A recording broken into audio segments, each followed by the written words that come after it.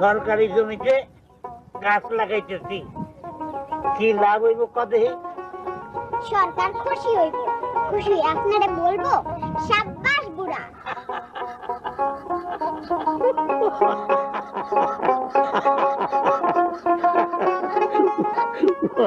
লাগো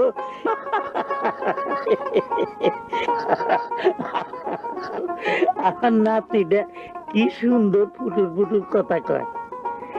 একটা জিনিস খেয়াল রাখবি, সব সময় কিছু কাজকর্ম করতে হইব নিজের জন্য না, অন্যের জন্য। বুঝছাস বুঝছাস না?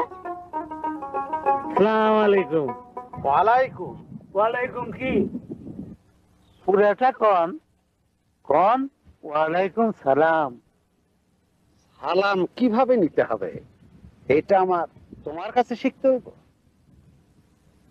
শিক্ষার মধ্যে কোনো দোষ নাই, সবার কাছ থেকে শেখা যায়।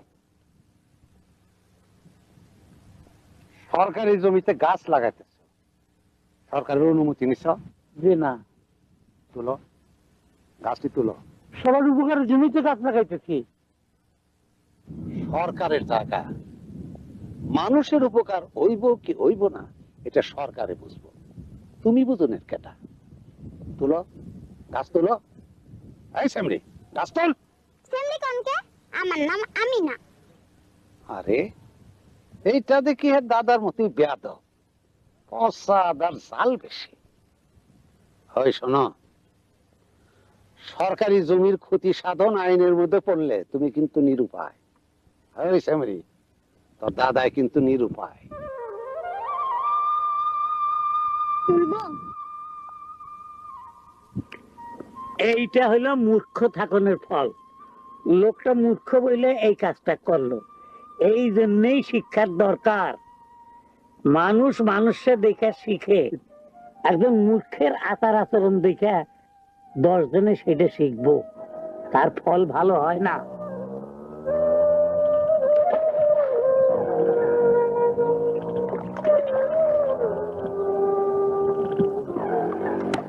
আসসালামু আলাইকুম। ওয়ালাইকুম।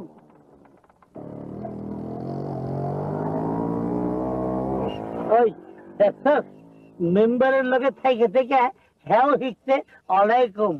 আরে ভালো ভালো জিনিস শেখানোর লিগে ভালো ভালো লোকের সঙ্গে থাকতে হয়। শিক্ষার গুণ জানতে হলে শিক্ষিত লোকের স্বভাবের দরকার। বুঝছস বুঝছস না?